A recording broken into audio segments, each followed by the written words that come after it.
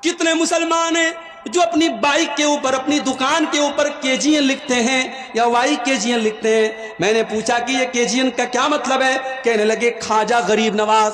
मैंने पूछा Y KGN का क्या मतलब है? उसने कहा या ख्वाजा गरीब नवाज। हमारे एक भाई ने कहा नहीं नहीं, केजीएन का मतलब ख्वाजा गरीब नवाज नहीं, केजीएन का मतलब कोई गारंटी नहीं, और वाई केजीएन का मतलब यकीनन कोई गारंटी नहीं।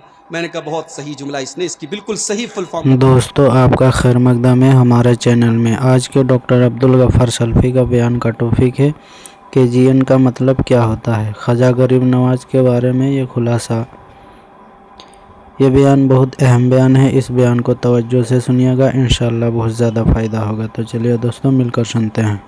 कितने मुसलमान हैं जो अपनी बाइक के ऊपर, अपनी दुकान के ऊपर केजीएन लिखते हैं या वाई केजीएन लिखते हैं। मैंने पूछा कि ये केजीएन का क्या मतलब है? कहने लगे ख्वाजा गरीब नवाज। मैंने पूछा वाई केजीएन का क्या मतलब है? उसने कहा या ख्वाजा गरीब नवाज।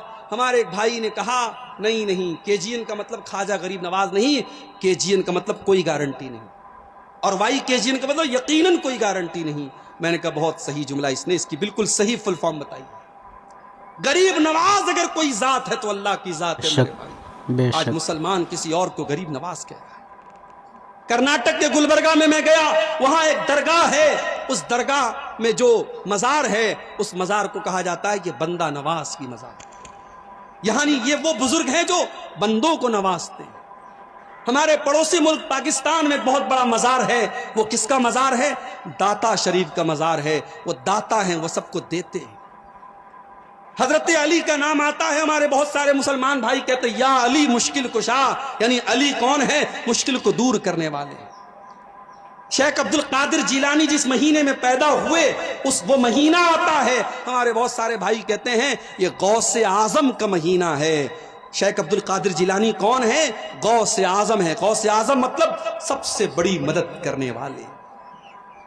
मेरे प्यारे साथियों, कान खोल करके सुन लो, अगर गरीब नवाज कोई है तो अल्लाह है, अगर बंदा नवाज कोई है तो अल्लाह है, अगर दाता कोई है तो अल्लाह है, अगर गरीबों को देने वाला कोई है तो अल्लाह है, अगर मुश्किल कुशा कोई है तो अल्लाह है, अगर गौसे आजम कोई है तो अल्लाह है। और मुझे एक सवाल का जवाब दे दो, जब शेख अब्दुल कादिर जिलानी अपनी माँ के पेट में थे, जब ख्वाजा मोइनुद्दीन चिश्ती अजमेरी अपनी माँ के पेट में थे, जब ये तमाम बुजुर्गान दीन अपनी माँ के पेट में थे, दुनिया में तो अभी आए भी नहीं थे, अभी तो दुनिया उनका नाम भी नहीं जानती थी। अपनी माँ के पेट में जब ये अल्लाह के नेक बंदे थे, उनको माँ के पेट में ऑक्सीजन कौन पहुंचाता था? उनको माँ के खून के जरिए उनके बदन में ऑक्सीजन कौन पहुंचाता था? उनको ग़िज़ा कौन पहुंचाता था? उनकी माँ के पेट में 9 महीने किसने उनको पाला? किसने माँ के पेट में उनको अलग अलग प्रोसेस में रखा और किसने उनको दुनिया में पैदा किया?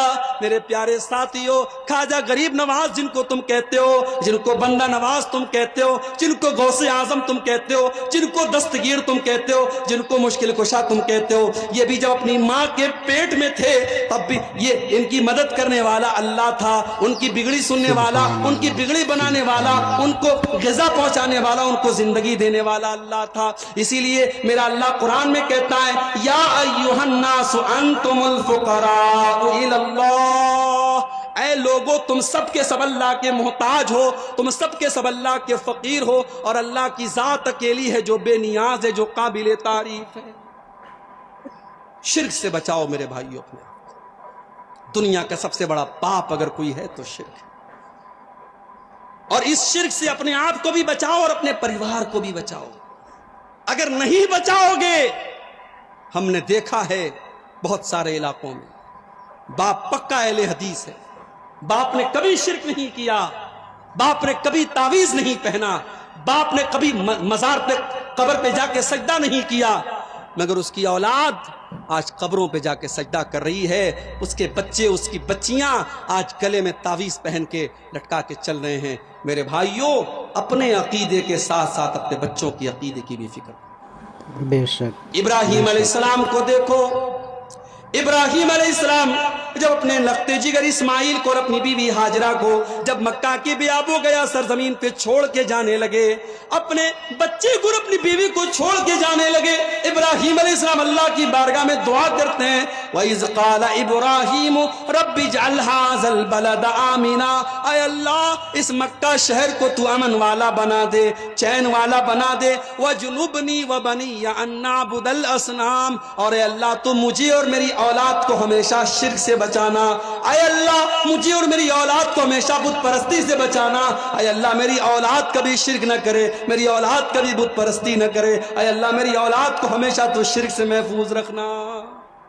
اپنے بچوں کے عقیدے کی فکر کرو میرے، اپنی لڑکیوں کی شادی کرو تو جہاں تم یہ دیکھتے ہو لڑکا انجینئر ہے کہ نہیں ہے، لڑکا ڈاکٹر ہے کہ نہیں ہے، لڑکے کا مکان شاندار ہے کہ نہیں ہے، جب اپنی لڑکیوں کی شادی کرو تو یہ بھی دیکھا کرو لڑکے والوں کے یہاں توحید ہے کہ نہیں ہے، لڑکے والے قرآن و حدیث پر چلنے والے ہے کہ نہیں ہے۔ کہیں ایسا تو نہیں ہم نے زندگی بھر اپنی بچی کو شرک سے بچایا اور میری بچی وہاں جا کر کے مزار پہ جا کر کے اس کو سجدہ کرنا پڑے گا، میں نے اپنی بچی کو کبھی کوئی حرام چیز نہیں کھلائی اور اس گھر میں جا کر کے اس کو غیر اللہ کے چڑھاوے اس کو کھلائے جائیں گے۔ میرے بھائیوں اگر آپ نے اپنی بچیوں کی شادی ایسے گھروں میں کر دی جہاں شرک ہو رہا ہے، جہاں مزاروں پر سجدہ ہو رہا ہے، جہاں قبروں پر سجدہ ہو رہا ہے، تو گویا کہ آپ نے اپنے ہاتھ سے اپنی بچی کا گلا دبا دیا، آپ نے اپنے ہاتھوں سے اپنی بچیوں کو قتل کر دیا۔